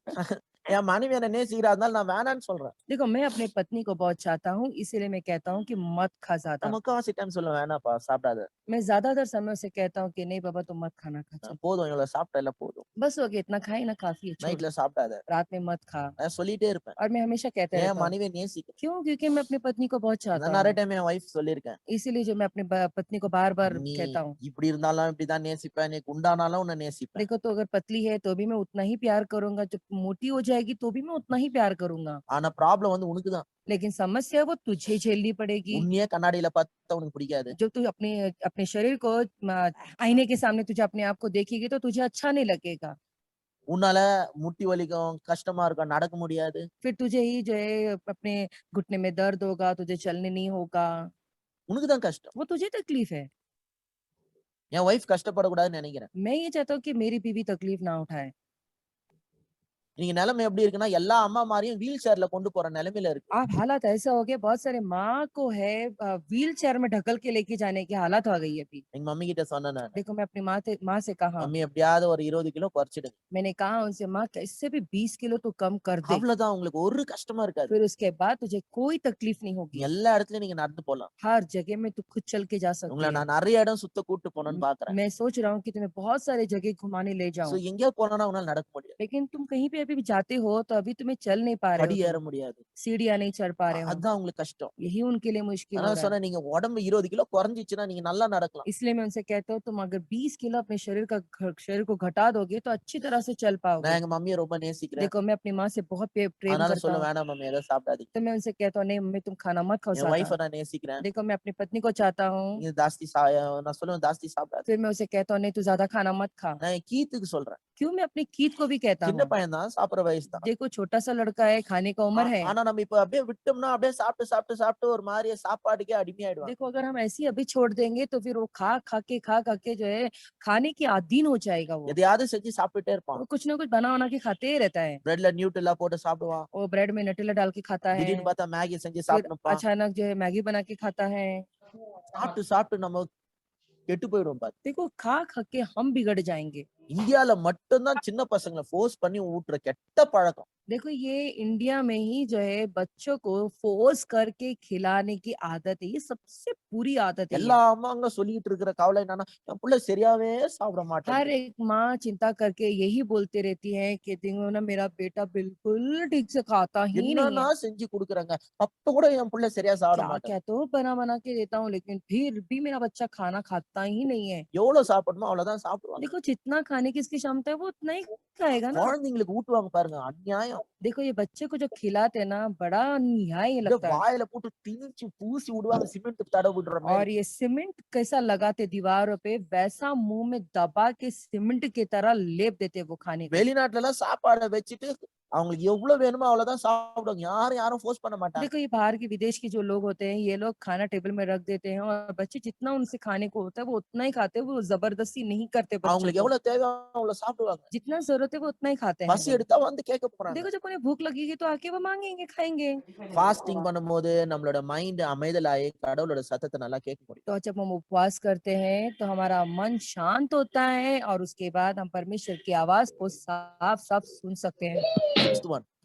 छठी बात, Fasting brings godly intimacy. ये जो उपवास होता है ना ये ईश्वरीय करीबीपन को लेकर आता है। உபவாசிக்கும் போது கடவுளோட ஒரு நெருங்கிய ஒரு உறவுக்குள்ள வரும். जब देखो उपवास करते हैं ना तो परमेश्वर के साथ में एक बड़ी करीबी रिश्ते को लेकर आते हैं। ஆண்டவரே எனக்கு எதை பத்தியும் இல்ல, நீங்க தான் நம்பர் 1 பிரியாரிட்டி. परमेश्वर मुझे कोई बात नहीं चाहिए, बस तुम ही मेरे लिए नंबर 1 हो। நான் உங்கள தான் அதிகமா வாஞ்சிக்கிறேன். मैं बस तुम्हें ही बहुत ज़्यादा चाहता हूँ। நீங்க தான் என்னோட விருப்பம். तुम ही मेरी चाहत हो। ஒரு ஆண்டவரோட ஒரு நெருங்கிய உறவுக்குள்ள வர முடியுது. तो उससे क्या होता है, हम एक परमेश्वर के साथ में करीबी रिश्ते में आते हैं। ஸ்பிரிட் ஆக்டிவா இருக்குது. देखो यहाँ पे आत्मिक कार्यशील है। சரீரம் ஒருவேளை பலவீனமா இருக்கிற மாதிரி தெரியல, ஆனா ஆவி வந்து ரொம்ப ஆக்டிவா இருக்கு. देखो हो सकता है आपका शरीर थोड़ा कमजोर सा महसूस कर रहा है, लेकिन आपका आत्मा जो है वो बड़ा ही कार्यशील है।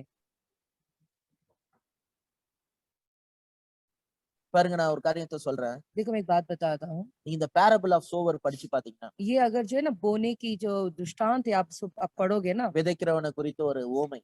तो वहां पे ना बोने का एक दृष्टांत है। அதுல ஒரு இடத்துல இப்படி तो சொல்லப்படுது. एक जगह में वहां पे लिखा गया है, ஒரு இடத்துல ஒருத்தன் விதைச்சானா, एक जगह में एक जन बोता है तो அது செடி வளர்ந்துச்சான். वहां पे पौधा आया। நல்ல இடம் தான். वो अच्छा जगह था, ஆனா अच्छी भूमि அது थी, கூட சேர்ந்து சில முள்ளுங்கெல்லாம் வளருமா. लेकिन उसके साथ में कुछ कांटे भी उग के आते हैं। அந்த முள்ளுங்க வந்து வளர்ந்து இந்த விதைச்ச விதைய வந்து ट्रैक சோக் पर। பண்ணிடுமா பாத்து. तो ऐसा होता है कि ये जो अच्छा पौधा उग रहा है, लेकिन उसके इर्द गिर्द बहुत सारे कांटे वाले पौधे भी उग रहे हैं। लेकिन ऐसा होता है जब ये उगता है साथ साथ में, ये जो कांटे वाले जो पौधे होते हैं अच्छे पौधे के ऊपर जकड़ लेता है, சோக் பண்ணிடுதான். जकड़ लेता है। அது என்ன அப்படின்னு பாத்தீங்கன்னா, तो वो उसका मतलब क्या ஆண்டோட है? வார்த்தை இருதயத்துல விதைக்கப்படுது. हमारा परमेश्वर का जो वचन है वो हमारे हृदय में तो जाता है, அது வளருது. वो बढ़ता है, ஆனா அது எது தெரியுமா நொறுக்கி போடுதா? लेकिन पता है वो क्या उसे थमा देता है, उसे जमा देता है? the cares of this world. ये जो संसार का जो ख्याल है ना, உலகத்தின் கவலை. ये चिंता है ना, ये संसार का चिंता। இந்த உலகத்தின் கவலையில நம்பர் 1 என்ன தெரியுமா? ये जो संसार का चिंता में सबसे पहला बात क्या है पता है? எண்ணத்தை உண்போம், எண்ணத்தை குடிப்போம், எண்ணத்தை புசிப்போம். हम क्या खाएंगे, हम क्या पहनेंगे, हम क्या पिएंगे, என்னத்தை சாப்பிடுறது. क्या तो खाएंगे। இந்த உலகத்தின் கவலை வந்து நொறுக்கி போடுது. ये जो संसार का चिंता है ना, हमें जमा कर देता है, बांध देता है। உலகத்தின் கவலை வந்து ஆண்டோட வார்த்தையை நொறுக்கி போடுது. तो ये जो संसार का चिंता जो है परमेश्वर के वचनों को थमा देता இந்த है। உலகத்தின் கவலை நம்பர் 1 கவலை என்ன? என்னத்தை சாப்பிடுறது, என்னத்தை சாப்பிடுறது, சாப்பாடை பத்திய கவலை. इस संसार का सबसे पहला चिंता पता है क्या है? वो खाने पीना और पहनना, उसका ही चिंता है நீங்க उसको। சாப்பிடுங்க, ஆனா சாப்பாடை பத்தி அதிகமா கவலைப்படாம, சாப்பாடை பத்தி அதிகமா யோசிக்காம சாப்பிடுங்க. देखो आप खाना खाए, अच्छा खाए, लेकिन बहुत ज्यादा खाने के बारे में, पहनने के बारे में, उससे ज्यादा लत मत हो जाए। காலையில என்ன சாப்பாடு செய்யறது? खाना सुबह क्या बनाना है? பிளானிங் வேற, ஒரீஸ் வேற. देखो योजना अलग है, चिंता अलग होता है। வீட்டுல போய் பாருங்க, ஃப்ரிட்ஜ்ல என்ன இருக்கு, வீட்ல என்ன இருக்கு, ஓகே அத பாத்துட்டு ஓகே நாளைக்கு இது சாப்பிட்டுக்கலாம். அவ்வளவுதான், आप முடிஞ்சிச்சு घर கதை. पे जाए और फ्रिज खोले और देखे भाई हाँ ये सब पड़ा हुआ है, ठीक है इससे खाना कल बना देंगे, ये बस हो गया, काफी है। இதுக்கு பெரிய யோசிச்சுட்டே கவலைப்பட்ட என்ன இருக்கு? பிரேக்ஃபாஸ்ட் என்ன பண்ற? அதுல வேற வீட்ல குரூப் டிஸ்கஷன். तो ऐसा होता है कि सुबह नाश्ता क्या बनाए, खाना क्या बनाए, उसके लिए भी घर में एक ग्रुप का डिस्कशन होता है कि खा क्या बनाना है करके। இன்னைக்கு வரைக்கும் வசனத்தை பத்தி ஒரு டிஸ்கஷன் நடக்காது சிலர் வீட்ல, ஆனா சாப்பாடு பத்தி டெய்லி டிஸ்கஷன் आज நடக்கும். तक भी वचन को लेके कोई डिस्कशंस नहीं होता है, लेकिन खाने के ऊपर बहुत सारे परिवार में डिस्कशन रहता है। இன்னைக்கு யாராவது வீட்ல கேக்குறாங்களா பாருங்க. देखो आज घर में कोई भी बात करता है क्या, पूछो। இன்னைக்கு பாஸ்டர் சொன்ன வசனம் புரிஞ்சிச்சா உனக்கு? आज पास्टर ने जो वचन बताया कि समझ में आया तुझे, அத क्या பத்தி सिखाया? டிஸ்கஷன் நடக்காது. उसके बारे में कोई बातें नहीं चलती है, चर्चा नहीं होती घर पे। பிரேயர் முடிஞ்சிச்சுன்னா சாப்பிடுறது, அத பத்தி தான் டிஸ்கஷன் நடக்கும். प्रार्थना खत्म हो गया, चलो अभी क्या खाए, उसके बारे में ही इनकी चर्चा होती है घरों पे। உலகத்தின் கவலையில நம்பர் 1 கவலை என்னத்தை உண்போம், என்னத்தை குடிப்போம். संसार का सबसे पहला चिंता पता है वो क्या है? वो क्या खाए, क्या पिए, क्या पहने। நிறைய இருக்குது. बहुत என்னத்தை सारी உண்போம், बातें, என்னத்தை குடிப்போம். क्या पिएंगे और क्या पहनेंगे। என்னங்க उड़ुपमटा ना, குடிப்போம், என்னத்தை कुड़ीपम। உண்போம், என்னத்தை குடிப்போம். நான் சாப்பிடுறது. हाँ वही बोली थी, क्या खाए और क्या இனிமேல் என்ன पहने, पहने। ட்ரெஸ் பத்தி விட்டுருப்பா. ட்ரெஸ் பத்தி சொல்ல, என்னத்தை சாப்பிடுறோம், क्या என்னத்தை खाए, குடிக்கிறோம், क्या पिए, அவ்வளவுதான். क्या खाए क्या पिए। நீ என்னத்தை போடுவோம், என்னத்தை போடுவோம், हाँ அதெல்லாம் ओके 2வது லெவல். ஃபர்ஸ்ட் கவலைய பத்தி ओके, சொல்லிட்டு, क्या पिए क्या खाए, इसके बारे में संसार का सबसे पहला चिंता है। என்னத்தை உடுப்போம், என்ன ட்ரெஸ் போடுவோம், அது கூட நிறைய பேருக்கு கவலைதான். क्या पहनेंगे, कौन सा कपड़ा पहनेंगे, वो भी बहुत सारे लोग चिंता करते हैं संसार में। அந்த கவலை கொஞ்சம் ஆம்பளைங்களுக்கு கிடையாது. वो जो चिंता है कुछ शायद मर्दों को नहीं है। இருக்கிற துணியை போட்டு போயிட்டே இருப்பாங்க. कोई भी कपड़ा मिल गया उठा के पहन के चले जाएंगे। 3 ஷர்ட் 3 பேண்ட் வச்சு 30 வருஷம் ஓட்டுவாங்க. 3 शर्ट और 3 पैंट रख के 30 साल बिता देंगे ये लोग। ஆனா ஒய்ஃப்ங்க அப்படி கிடையாது. लेकिन पत्नियां ऐसे नहीं होती हैं। ஏகப்பட்ட ட்ரெஸ் வச்சுக்கிட்டு, बहुत सारे कपड़े रखते हैं யாருக்காவது கல்யாணம் வந்துடக்கூடாதுடா और சாமி. किसी का भी शादी नहीं आ जाना चाहिए। माँ कसम அந்த क्या கல்யாணத்துக்கு போடுறதுக்கு ட்ரெஸ் இருக்காது. वो शादी में जाने के लिए उनके पास कपड़े नहीं அந்த होंगे, கல்யாணத்துக்கு போடுறதுக்கு செருப்பு இருக்காது. वो शादी में जाने के लिए चप्पल नहीं होंगे। அப்பா! கிட்டத்தட்ட அந்த கல்யாண பொண்ணுக்கு ஈக்குவலான ஷாப்பிங் நடக்கும். लगभग वो जो लड़की जिसकी शादी होती है उसके हिसाब से यहाँ पे इनकी भी शॉपिंग होती है। நீங்க கல்யாணத்துல போய் பாருங்களேன். கல்யாண பொண்ணுக்கும், அந்த கல்யாணத்த அட்டெண்ட் பண்ண வந்த பொண்ணுங்களுக்கும் வித்தியாசமே தெரியாது. आप कहीं भी शादी में जाके देखे, वो दुल्हन को भी या दुल्हन के जो मतलब वो शादी में जो जाते हैं, उन लड़की दोनों में कोई जो अलगाव नहीं होती, वो दुल्हन को भी और जो मेहमान होते हैं, दोनों में अलगाव कुछ नहीं होता है, दोनों सेम ही दिखते हैं। கல்யாண பொண்ணும் ஒரே மாரி தான் இருக்கும். கல்யாணத்த அட்டெண்ட் பண்ண போன பொண்ணும் ஒரே மாரி தான் जो இருக்கும். शादी में शामिल होते हैं और दुल्हन जो होती है, वो दोनों भी सेम होते हैं। எல்லாம் கன்ஃப்யூஸ் ஆயிடுவாங்க. யார்றா இதுல பொண்ணுன்ட்டு. तो बहुत सारे लोग बड़े ही बौखलाहट में आ जाते हैं, भाई इसमें दुल्हन कौन है? ஏன்னா எல்லாரும் செம்ம ஹை கிளாஸ் ட்ரெஸ்லயும் ஃபுல் மேக்கப்ல இருக்காங்க. क्योंकि सारे लोग जो है हाई क्लास कपड़े और जबरदस्त मेकअप में होते இதுல हैं। யாரு பொண்ணுன்னு எப்படி கண்டுபிடிக்கிறது? अब इसमें कैसे पता लगे कि इसमें दुल्हन कौन அது है? ஸ்டேஜ்ல கூட்டு போய் நிக்க வச்சு தாலி கட்டுற டைம்ல தான் தெரியும். हमें तो वो तभी पता चलता है कि जब वो स्टेज में लेकर जाते हैं, जब उसे मंगलसूत्र पहनाया जाता है, तब पता चलता ஏன்னா है। ஸ்டேஜ்ல கூட அது கூட ஒரு 2, 3 பொண்ணுங்க நின்னுன்னு இருப்பாங்க. क्योंकि स्टेज में वो दुल्हन के साथ में और 2-3 लड़कियां भी होती है इसमें, அதுங்களும் பயங்கரமா ரெடி ஆயிட்டு தான் இருக்கும். और वो जो लड़कियां होती है वो भी जबरदस्त तैयार होकर தாலி आकर கட்டும்போது தெரியும். ஓ இதான் பொண்ணு போல இருக்குடா. जब मंगलसूत्र उसे पहनाया जाता है तब पता चलता है ओ ये लड़की है। சோ ஃபர்ஸ்ட் கவலை என்னத்த சாப்பிடுறது, என்னத்த குடிக்கிறது. तो सबसे पहला जो चिंता होता है क्या खाना है, क्या पीना है। முதல்ல ஃபாஸ்டிங் மூலமா அதுல இருந்து விடுதலை ஆகும். सबसे पहली बात जो उपवास के जरिए आप उससे छुटकारा पाए। நான் சொல்றேன் பாத்துங்க. देखो मैं कहना चाहता हूँ ஃபாஸ்டிங்காக சாக்கு போக்கு சொல்றத நிறுத்துங்க. कि फास्टिंग के लिए जो है उपवास करने के लिए बहुत सारे बहाना बनाना छोड़ दें। என்னால ஏதாவது ஏதாவது ஒரு காரணம் சொல்லி என்னால ஃபாஸ்டிங் பண்ண முடியாதுன்னு சொல்றத நிறுத்துங்க. कोई भी कारण को रख के, कोई बहाना को रख के मैं उपवास नहीं कर सकता, ऐसा बोलना छोड़ दे। மத்த காரியத்துக்கு நீங்க உங்களுக்கு வயசாயிடுச்சுன்னு சொன்னா சிலர் கஷ்டமாயிடும். देखो कुछ कुछ बातों के लिए कोई अगर कहे तुम्हारा उम्र हो गया तो आपको बहुत तकलीफ होगी। எனக்கு என்ன अவ்வளவு வயசாயிடுச்சு? आपको कोई बोलता है ना कि तुम्हारा उम्र ज्यादा हो गया, तुम बूढ़ी दिखने लगे, तो वो बोलते हैं ना मेरा क्या उम्र हुआ है अभी। எனக்கு என்ன வயசாயிடுச்சு? तुम्हें बुरा लगता है मेरा उम्र क्या हुआ है अभी, ஆனா ஃபாஸ்டிங் பண்ணுன்னு சொல்லுங்க. लेकिन उपवास करने के लिए बोलो। எங்க தம்பி இப்பெல்லாம் ஃபாஸ்டிங் பண்றது வயசாயி போச்சு. இதுக்கு மேல எங்க ஃபாஸ்டிங் பண்றது? क्या बेटा अभी सब कहाँ उपवास रखेंगे, हमारा तो अभी उम्र हो चुका है। நான் சொல்றேன் ஃபாஸ்டிங் பண்ணீங்கன்னா யங் ஆயிடுவீங்க. देखो मैं कहना चाहता हूँ उपवास रखोगे तो आप यंग हो जाओगे। தின்னு தின்னு தின்னு தான் வெயிட் எல்லாம் ஏறி போய் தான் வயசானவங்க மாதிரி தெரியணும். देखो खा खा के वजन बढ़ने की वजह से आपका उम्र ज्यादा होने के साथ दिखता है। நான் எப்பெல்லாம் என் வெயிட் குறையுதோ அப்ப நான் யங்கா தெரிவேன். देखो जब जब मेरा जो है वजन घटता है तो मैं अच्छा नवयुग दिखता हूँ। எப்பெல்லாம் என் வெயிட் ஏறுதோ அப்ப கொஞ்சம் என் வயசோட அதிகமா தெரிவேன். जब जब मेरा वजन बढ़ता है तो मेरे उम्र से भी ज्यादा बड़ा दिखता हूँ मैं। இதுதான் வந்து சிம்பிள்.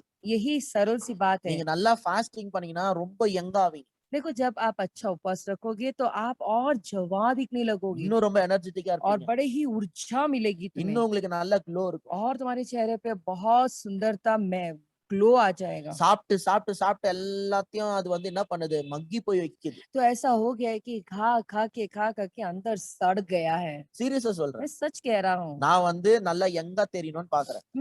मैं सोचता हूँ कि मैं और अच्छा जवान दिखते रहूं। இதுக்காக நான் பியூட்டி பார்லர் போய்லாம் எதுவும் பண்ணணும்னு அவசியமே இல்ல. इसके लिए अच्छा ब्यूटी पार्लर सब जाके कुछ करना है उसकी सब जरूरत नहीं है। நான் சாப்பிடாம இருந்தாலே நான் ஃபாஸ்டிங் பண்ணாலே நல்லா யங் ஆயிடுவேன். मैं बिना खाए अच्छा उपवास करूंगा तो अच्छा नवयुग जवान हो जाऊंगा। ஒன்னும் டெய்லி ஃபாஸ்டிங் பண்ணுங்கன்னு சொல்லி मैं ये तो नहीं कह रहा ना आप रोज उपवास रखे, வாரத்துல ஒரு நாள் பண்ணுங்க. हफ्ते में एक बार रखे இல்ல 2 வாரத்துக்கு ஒரு டைம் பண்ணுங்க. या तो 2 हफ्ते में एक बार இல்ல रखे, மாசத்துக்கு ஒரு டைமாவது பண்ணுங்க. कम से कम महीने में एक बार तो रखे। சிலரால வாழ்நாள் முழுக்க ஃபாஸ்டிங்கே பண்ண முடியல. कुछ लोगों को तो जिंदगी भर उपवास रखने की क्षमता नहीं है। நீங்க ஃபாஸ்டிங் பண்ணீங்கன்னா अगर आप उपवास रखते हो, நீங்க என்னென்னலாம் வெயிட் பண்றீங்களோ எல்லாம் உங்களுக்கு ஸ்பீடா நடக்க ஆரம்பிக்கும். जो जो चीजों के लिए आप इंतजार कर रहे हो मिलना है करके, तो वो बहुत शीघ्रता से आपके लिए आने लगेगा, मिलने लगेगा। ஆண்டவர் உங்க பிரேக் த்ரூவை டிலே பண்ணல. देखो परमेश्वर आपकी बेदारी को जो है डिले नहीं कर रहे हैं। ஆண்டவர் வந்து உங்க ஹீலிங்க டிலே பண்ணல. आपकी चंगाई को परमेश्वर देरी कर रहे हैं ऐसा नहीं है। ஆண்டவர் உங்க ப்ராஸ்பெரிட்டியை டிலே பண்ணல. परमेश्वर आपकी समृद्धि को जो है देरी नहीं कर रहे हैं। நம்ம தான் ரிசீவ் பண்ண தெரியாம திணறின்னு இருக்கோம். लेकिन हम ही जो है हमें प्राप्त करने से जो है ईद की ये हो रहे हैं। இவ்ளோ பெரிய உலகத்தையே ஃபாஸ்டா கிரியேட் பண்ணிட்டாரு. 7 நாள்ல கிரியேட் பண்ணிட்டாரு. देखो इतना बड़ा संसार को परमेश्वर ने बहुत जबरदस्त तेजी से यानी कि 7 ही दिन में उन्होंने बना दिया। உங்களுக்கு ஒரு ஹீலிங் குடுக்கிறதுக்கு அவருக்கு பல மாசம் ஆகும். क्या आपको चंगाई देने के लिए कई महीने लग जाएंगे? உங்களுக்கு ஒரு उनको? வீடு தரதுக்கு பல வருஷம் ஆகுமா? क्या एक घर देने के लिए आपको एक घर देने के लिए महीने भर हो இவ்ளோ जाएंगे? பெரிய உலகத்தையே மிராக்கிளா கிரியேட் பண்ணிட்டாரு. नहीं, देखो इतना बड़ा संसार को बड़े चमत्कार तौर से 7 ही दिन में बना दिए। உங்களுக்கு ஒரு மிராக்கிள் குடுக்கிறதுக்கு அவருக்கு டைம் ஆகுமா? तो आपको एक चंगाई देने के लिए इतना समय लगेगा उनको? Delay is not because of God, delay is because of us. ये जो देरी होती है ना वो परमेश्वर की वजह से नहीं हो रहा है, लेकिन ये जो देरी होती है वो हमारे वजह से हो ஆண்டவர் रहा மேல है। கோவப்படாதீங்க. देखो आप ऐसे ही परमेश्वर के ऊपर नाराज मत हो எப்ப जाओ। ஆண்டவரே எனக்கு விடுதலை தர போறீங்க? परमेश्वर कब तुम मुझे छुटकारा देने எப்ப वाला हो? ஆண்டவரே என் ஜெபத்தை கேட்க कब तुम போறீங்க? मेरी प्रार्थना सुनने वाले हो? எப்ப ஆண்டவரே எனக்கு பிரேக் த்ரூ கிடைக்க कब तुम போகுது? मुझे बेदारी देने वाले हो? நீங்க ஆண்டவர் மேல கோவப்படாதீங்க. देखो तुम परमेश्वर के ऊपर नाराज मत அவர் हो। இவ்வளவு ஃபாஸ்ட்ல செய்யறதுக்கு ரெடியா இருக்காரு. वो तैयार है शीघ्रता से करने के लिए, நீங்க ரிசீவ் பண்றதுக்கு ரெடியா இல்ல. लेकिन आप जो है प्राप्त करने के लिए तैयार நீங்க அதை नहीं हो। ஏதோ ஒரு விதத்துல பிளாக் பண்ணிக்கிட்டே कुछ இருக்கீங்க. ना कुछ जगह से आप उसे रुकावट कर रहे அது हो। நீங்க ஃபாஸ்டிங் மூலம் கிளியர் ஆகும்ன்ற. तो मैं ये कहना चाहता हूँ उपवास करोगे तो उसे आप साफ पूरी तरह से साफ करते हो। அப்ப கிளியர் ஆயிடுச்சுன்னா உங்க பிரேக் த்ரூ வேகமா வரும்ன்ற. तो वो जब साफ हो जाएगा तो आपका बेदारी बहुत शीघ्रता से बहने लगेगी। கடவுள் வந்து பைபிள்ல போட்டிருக்கு பீட்டர்ல 2 பேதுருல, दूसरे पत्रस में परमेश्वर ये कहते हैं, God is not slack concerning his promise. देखो जो है परमेश्वर उनके जो वादे से दूर नहीं है। இல்ல அதுல வந்து கேர்லெஸ்ஸா இல்ல அவரு. वो जो है केयरलेस नहीं है अपने வாக்கு वादे से। கொடுத்துட்டு அப்படியே மறந்துட்டாரு. हाँ उन्होंने वादा कर दिया है ऐसे भूल गए हैं, ऐसा नहीं है। கிடையாது. नहीं, அவர் வாக்கு கொடுத்தாருன்னா நிறைவேற்ற தீவிரமா இருக்காரு. वो बड़े ही इंतजार में है कि मैंने वादा कर दिया अब बस करना ही है करके। வார்த்தையை உங்களுக்கு உங்களுக்கு ஒரு செய்வேன்னு சொல்லிட்டு மறந்து போயிடுறவர் கிடையாது. परमेश्वर ऐसा नहीं है तुम्हारे लिए एक वादा की और वो भूल गए हो। நீங்க ரிசீவ் பண்றது ரெடி ஆகும்.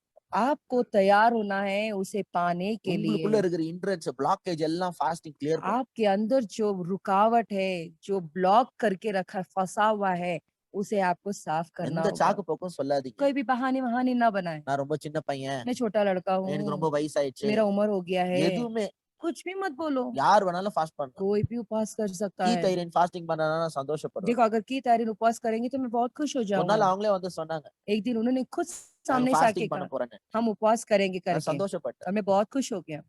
சிலர்லாம் சொல்லுவாங்க சின்ன வயசுல எல்லாம் வேண்டாம். कुछ लोग बोलेंगे नहीं नहीं छोटे उम्र में सब नहीं चाहिए। அதெல்லாம் வயசுலாம் கிடையாது. नहीं नहीं नहीं फास्टिंग करने के लिए कोई उम्र नहीं எவ்வளவு है। வயசானாலும் ஃபாஸ்டிங் பண்ணலாம். कितना भी उम्र होने तो उपवास कर सकते எவ்வளவு हैं, கம்மியா இருந்தாலும் ஃபாஸ்டிங் और பண்ணலாம். कितना उम्र छोटा भी हो तो भी उपवास रख सकते हैं। யாருக்கெல்லாம் ஏதாவது ஒரு பெரிய பிரேக் த்ரூ நடக்கணும்னு நினைக்கிறீங்களோ 3 டேஸ் ஃபாஸ்டிங் जो लोग ये सोचते हैं कि मुझे बहुत बड़ा बेदारी चाहिए तो वो 3 दिन उपवास करें, வெறும் லிக்விட்ல. सिर्फ केवल पानी यानी लिक्विड। ஜூஸ் ஏதாவது குடிச்சா 2 ஜூஸ் தான் குடிக்கணும். अगर आप जूस भी पीते हो कोई भी जूस आप 2 ही जूस पीना चाहिए। சிலர்லாம் 40 டேஸ் ஃபாஸ்டிங் இருந்து குண்டாயிட்டு வந்திருக்காங்க. देखो कोई लोग उपवास कुछ लोग 40 दिन उपवास रखते हैं और वो और भी मोटे होकर आए, எங்களுக்கு ஒரே ஆச்சரியம். और हमें बड़ा ही आश्चर्य लगता ஆளை है। பார்த்தா 40 டேஸ் ஃபாஸ்ட் பண்ண மாதிரியே தெரியலையே. ये आदमी को देख के ऐसा लगता नहीं कि 40 दिन उपवास करके आया है। என்னடான்னு பார்த்தா देखा जाए तो ஃபாஸ்டிங் டைம்ல ஹார்லிக்ஸ் கலக்கி குடிக்கிறது, उपवास के समय में हॉर्लिक्स को बनाकर पीते हैं, பூஸ்ட் போன்விட்டா குடிக்கிறது, बूस्ट और बॉर्नविटा पीते हैं। ஃப்ரூட்ஸ் தான் சாப்பிடுறேன்னு ஃப்ரூட்ஸா சாப்பிட்டுனே இருக்கிறது. हम बस केवल फल ही खा रहे बल्कि उठा उठा के फल ही खाते रहते हैं। ஃபாஸ்டிங் பண்ணி ஃபாஸ்டிங் பண்ண மாதிரியே தெரியல. उपवास किए लेकिन उपवास किए जैसा नहीं लगता है। சோ எந்த சாக்கு போக்கும் சொல்லாதீங்க. इसलिए कोई बहाना वहां ना बनाए। ஃபாஸ்டிங் பண்றதுக்கு ஆண்டவர் உங்களுக்கு கிருபை தரணும்னு சொல்லி கேளுங்க. आप ये पूछे परमेश्वर उपवास करने के लिए आप अनुग्रह दे। யாரெல்லாம் ஃபாஸ்டிங்க்கு சாக்கு சொல்றீங்களோ நீங்க சாப்பாடுக்கு அடிமைன்றது தெரிஞ்சுங்க. देखो அவ்வளவுதான். जो कोई भी उपवास का बहाना बनाते हैं, मैं कहना चाहता हूँ ये लोग जो होते हैं ये खाने के अधीन है, बस उतना ही, அவ்வளவுதான். बस उतना ही। யாரா இருந்தாலும் சரி. कोई भी होने दो। உங்களால சாப்பிடாம இருக்க முடியல, சாப்பாட்டுக்கு அடிமையாயிட்டீங்க. देखो हम खाने के बिना रह नहीं सकते, इसका मतलब ये है कि आप खाने के अधीन हो चुके हो।